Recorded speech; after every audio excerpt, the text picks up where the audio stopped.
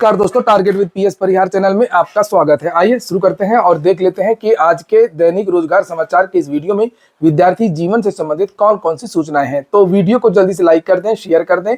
जिन छात्रों ने चैनल को अभी भी सब्सक्राइब न किया हो तो जल्दी से सब्सक्राइब कर लें ताकि आप लोगों को इसी प्रकार की ऑथेंटिक अपडेट से सबसे पहले मिलती रहे। चलिए शुरू करते हैं। आगे बढ़ने से पहले एक सूचना है उन विद्यार्थियों के लिए जो विद्यार्थी यूपीएसआई वैकेंसी की तैयारी कर रहे हैं। किसी भी प्रतियोगी परीक्षा को क्रैक करने के लिए सबसे महत्वपूर्ण चीज होती है प्रैक्टिस सेट। और इसमें मार्केट में बहुत सारी पुस्तकें भी आ गई हैं, लेकिन प्रैक्टिस सेट उसी तरीके का होना चाहिए जिस प्रकार की वैकेंसी आती है। और इस प्रैक्टिस सेट के लिए यहाँ पर एक जबरदस्त बुक है राजीव पब्लिकेशन की, आप देख सकते हैं, लिखा है राजीव पब्लिकेशन उप निरीक्षक भर्ती। और इसमें 10 प्रैक्टिस सेट आपको मिलेंगे व्याख्या सहित। और इसको हम अंदर देखते हैं किस प्रकार के प्रश्न इसमें दिए हुए हैं।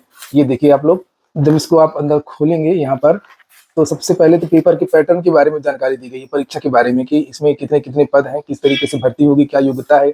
ये देखिए यहाँ पर ये फिजिकल किस तरीके से होगा उसके बारे में जानकारी दी गई है। और उसके बाद में यहाँ से प्रैक्टिस सेट शुरू हो जाता है। ये देखिए, ये हिंदी वाला भाग है और इसमें उसी प्रकार के प्रश्न रखे गए हैं जिस प्रकार के प्रश्न यूपीएसआई में पूछे जाते हैं, खास तौर से जो लेवल होता है यूपीएसआई के। ये देखिए, ये basic law constitution and general knowledge वाला भाग है। ये देखिए आप लोग, ये रीजनिंग वाला भाग है। ये देखिए मेंटल एप्टीट्यूड, ये देखिए and intelligent test of reasoning, ये देखिए।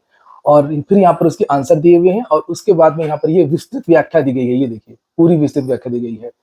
तो राजीव पब्लिकेशन की ये बुक आप लोगों को सभी कॉपी किताबों की दुकानों में मिल जाएगी। और अगर आप लोग ऑनलाइन मंगवाना चाहते हैं तो इसकी लिंक भी मैंने डिस्क्रिप्शन में दे दी है, आप लोग जाकर के इसको ऑनलाइन भी मंगवा सकते हैं। सबसे पहले बात कर लेते हैं उत्तर प्रदेश दरोगा भर्ती की। जिन विद्यार्थियों ने अभी तक आवेदन ना किया हो वो विद्यार्थी भी आवेदन कर लें। और जो जानकारी मिली है कि इस बार यूपीएसआई में काफी ज्यादा आवेदन होंगे। अब तक जो जानकारी मिली है कि 14 लाख से ज्यादा रजिस्ट्रेशन विद्यार्थी करवा चुके हैं। इस बार आवेदन करने के लिए विद्यार्थियों को सबसे पहले ओटीआर करना होगा और अब तक 14 लाख से ज्यादा ओटीआर हो चुके हैं। पिछली बार लगभग 15 लाख से ज्यादा आवेदन हुए थे और इस बार भी उम्मीद है कि 16-17 लाख या 20 लाख भी आवेदन हो सकते हैं, क्योंकि आवेदन की लास्ट डेट 11 सितंबर है। और लास्ट डेट का आप लोग इंतजार ना करें। अभी आपने देखा भी था एलटी ग्रेड शिक्षक भर्ती के लिए आवेदन मांगे गए थे, लास्ट डेट नहीं बढ़ाई गई और बहुत सारे विद्यार्थी आवेदन से वंचित रह गए। अगली जो सूचना है वो केंद्रीय विश्वविद्यालय में सीटीटी अनिवार्य, एलटी में छूट। एलटी ग्रेड में भी विद्यार्थी टीईटी की मांग कर रहे हैं और विद्यार्थियों का यह कहना है कि जो टीजीटी या एलटी की जो भी वैकेंसी आती है केंद्रीय विद्यालयों में, अन्य संस्थानों में, सभी में टेट या सीटेट मांगा जाता है, लेकिन आखिरकार एलटी में छूट कैसे दी गई। और इसको लेकर के मैंने आप लोगों को पहले भी जानकारी दी है और आज के समाचार पत्रों में भी जानकारी दी गई है कि राजकीय विद्यालयों में सहायक अध्यापक भर्ती में टीईटी से छूट पर विवाद बढ़ गया है। कोर्ट ने पूछा है भर्ती 9-10 के लिए है या 6 से 8 के लिए भी आप लोग पढ़वाएंगे। आगे यहाँ पर लिखा है कि राष्ट्रीय शिक्षा परिषद एनसीटीई की गाइडलाइन के अनुसार सहायक अध्यापक भर्ती के लिए शिक्षक पात्रता परीक्षा टीईटी अनिवार्य होने के बावजूद उत्तर प्रदेश के राजकीय माध्यमिक विद्यालयों में एलटी ग्रेड भर्ती में टीईटी से छूट देने का विवाद बढ़ता जा रहा है। इस मामले में अभ्यर्थियों की ओर से दायर याचिकाओं पर सुनवाई के बाद हाईकोर्ट ने माध्यमिक शिक्षा विभाग के अफसरों से सवाल किया है कि एलटी ग्रेड के शिक्षकों से केवल कक्षा 9 और 10 के बच्चों को पढ़वाएंगे या फिर ये शिक्षक कक्षा 6 से 8 तक के विद्यार्थियों को भी पढ़ाएंगे।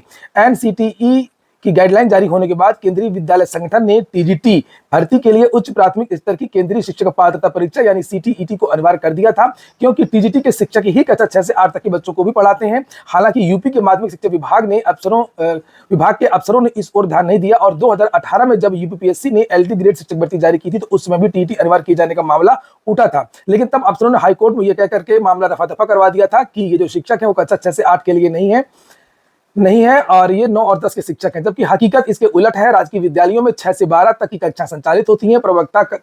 प्रवक्ता कक्षा 11 और 12 के बच्चों को पढ़ाते हैं और एलटी ग्रेड के शिक्षक कक्षा 6 से 10 तक की कक्षाएं लेते हैं। यही कारण है कि हाईकोर्ट में याचिका करने वाले अभ्यर्थियों ने यह मुद्दा उठाया है कि लोक सेवा आयोग की ओर से 28 जुलाई को जारी विज्ञापन में यह स्पष्ट नहीं है कि भर्ती केवल 9 और 10 के शिक्षकों के लिए है या फिर 6 से 8 के लिए भी है। हाईकोर्ट ने 26 अगस्त को प्रमुख सचिव माध्यमिक, सीधे प्रमुख सचिव को यहाँ पर तलब किया गया है, निर्देशित किया गया है कि वे इस विषय पर 2 हफ्तों में काउंटर एफिडेविट दाखिल करें कि इस मामले में अगली सुनवाई अब 11 सितंबर को होगी।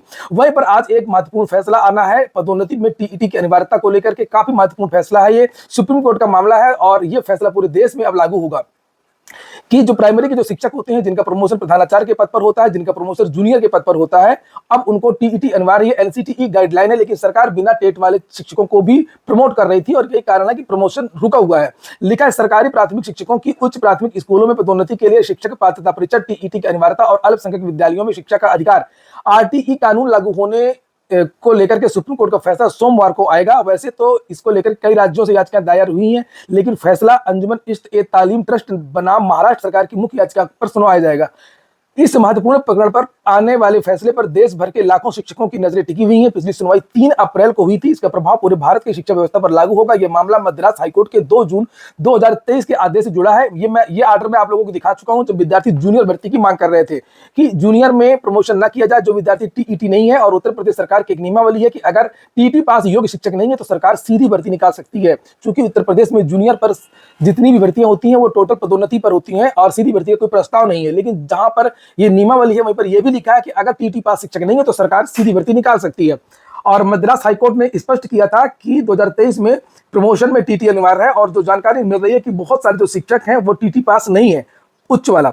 यहाँ पर देखिए लिखा है उच्च प्राथमिक विद्यालय में पदोन्नति या नियुक्ति के लिए उच्च प्राथमिक स्तर पर टीईटी या प्राथमिक विद्यालय के प्रधानाध्यापक पर पदोन्नति के लिए प्राथमिक स्तर की टीईटी उत्तीर्ण होना जरूरी है। तमिलनाडु सरकार ने इस आदेश को सुप्रीम कोर्ट में चुनौती दी थी। यह मुद्दा उत्तर प्रदेश से भी जुड़ा हुआ है। 2017 में दीपक शर्मा मामले में इलाहाबाद हाईकोर्ट में पदोन्नति में टीटी को अनिवार्य ठहराया था और जिसके बाद से पदोन्नति की प्रक्रिया ठप है।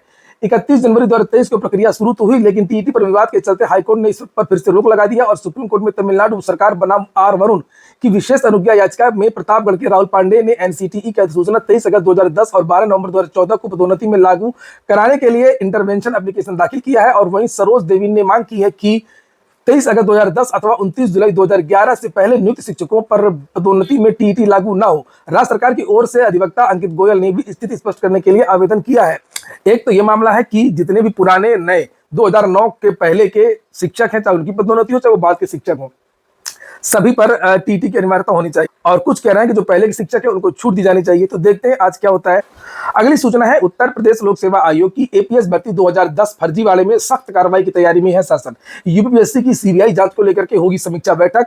सीबीआई जांच कई सालों से चल रही थी उत्तर प्रदेश लोक सेवा आयोग की, लेकिन बीच में ठप हो गई थी। सरकार इस पर रुचि नहीं ले रही थी। छात्रों ने दबाव बनाया, सीबीआई ने खुद दबाव बनाया। सीबीआई ने कहा था कि अगर आप अपने अधिकारियों की गिरफ्तारी नहीं करवाते हैं, शासन जांच में सहयोग नहीं करता है तो हम क्लोजर रिपोर्ट लगा देंगे, हम कोई भी जांच अब नहीं करेंगे। चूंकि उत्तर प्रदेश लोक सेवा आयोग के अधिकारियों की गिरफ्तारी और जांच के लिए शासन को अनुमति देनी होती है, लोक सेवा आयोग को अनुमति देनी होती है और यह अनुमति पिछले 6-7 सालों से नहीं दी जा रही थी। लिखा यहाँ पर उत्तर प्रदेश लोक सेवा आयोग की विवादास्पद अवर निजी सचिव एपीएस भर्ती 2010 की सीबीआई जांच अब निर्णायक मोड पर पहुंच गई है। मुख्य सचिव उत्तर प्रदेश शासन की अध्यक्षता में 1 सितंबर को इस मामले की आप लोगों ने वीडियो को नहीं लाइक किया होगा, भूल गए ना, भूला ना करिए, वीडियो को लाइक कर दिया करिए शुरू में ही। और जो नए छात्र हो तो वो चैनल को सब्सक्राइब भी कर लें ताकि आप लोगों को सभी ऑथेंटिक अपडेट सबसे पहले मिलती रहे। आगे लिखा है कि मामले की उच्च स्तरीय समीक्षा बैठक आयोजित की जाएगी। इस पर बैठक में यूपीपीएससी सचिव, सीबीआई के निदेशक, पुलिस अधीक्षक, सीबीआई एंटी करप्शन शामिल होंगे। बैठक में चयनित अभ्यर्थियों के खिलाफ कठोर कार्रवाई की संभावना जताई जा रही है। एपीएस के जो छात्र चयनित हो गए थे फर्जी तरीके से, 2010 की ये भर्ती है और 14-15 में ये भर्ती कंप्लीट हुई थी। और ये जो इनको बचाने का प्रयास बहुत शासन के ही अधिकारियों ने किया, ये इन लोगों ने पूरी सेटिंग कर ली थी, इसीलिए सीबीआई की जांच अभी तक रुकी हुई थी। लिखा है नीचे यहाँ पर संयुक्त सचिव उत्तर प्रदेश शासन अशोक कुमार मिश्रा द्वारा 29 अगस्त को जारी पत्र के अनुसार इस बैठक में कई वरिष्ठ अधिकारी भी शामिल होंगे। सीबीआई निदेशक ने 26 मई को मुख्य सचिव को पत्र लिखकर के यूपीपीएससी द्वारा जांच में असहयोग पर नाराजगी जताई थी और उन्होंने भर्ती घोटाले में लिप्त 3 अधिकारियों के खिलाफ जांच की अनुमति मांगी थी। और इसके बाद सरकार ने आयोग से जवाब किया और 25 जून को यूपीएससी ने अंततः सीबीआई को जांच की अनुमति दे दी। प्रतियोगी छात्र संघर्ष समिति के अध्यक्ष अवनीश पांडे, जिन्होंने सीबीआई जांच के लिए याचिका डाली थी सबसे पहले, और उन्होंने मुख्यमंत्री योगी आदित्यनाथ और सीबीआई निदेशक को पत्र लिखकर के इस लंबी जांच को शीघ्र पूरा करने की मांग की है। उनका कहना है कि भर्ती में गंभीर धांधली हुई है और अधिकांश चयन फर्जी है। मीडिया प्रभारी प्रशांत पांडे ने कहा कि सरकार को सीबीआई जांच में पूर्ण सहयोग करना चाहिए। अब सभी की निगाह 1 सितंबर यानी आज की बैठक पर टिकी है, जहां महत्वपूर्ण निर्णय लिए जा सकते हैं। बात केवल एपीएस की नहीं है। उत्तर प्रदेश लोक सेवा आयोग की 2012 से लेकर के 17 तक की लगभग 599 भर्तियों की सीबीआई जांच चल रही है, लेकिन अभी केवल ये एक भर्ती की यहाँ पर बात हो रही है। देखते हैं बाकी भर्तियों का क्या होता है। कल उत्तर प्रदेश में विभिन्न चीजों को लेकर के सीएम योगी की एक बैठक हुई थी, जिसमें पीटी एग्जाम को लेकर के भी चर्चा हुई है। यहाँ पर देख सकते हैं कौन कौन सी चीजें यहाँ लिखी हुई हैं। ये देखिए लिखा, प्रारंभिक अर्थ परीक्षा की शुचिता और पारदर्शिता सर्वोच्च प्राथमिकता, इसे हर हाल में सुनिश्चित किया जाए।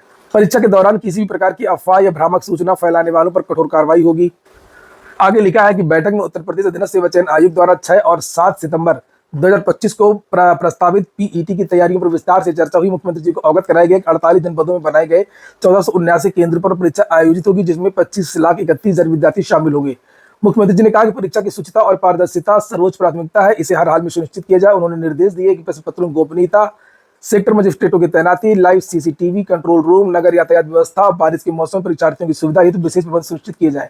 परीक्षा के दौरान किसी प्रकार की अफवाह या भ्रामक सूचना फैलाने वालों पर कठोर कार्रवाई की जाए। जिला प्रशासन परीक्षा आयोजन संस्था के साथ समन्वय करके परीक्षार्थियों को हर संभव आवश्यक सुविधाएं उपलब्ध कराएं।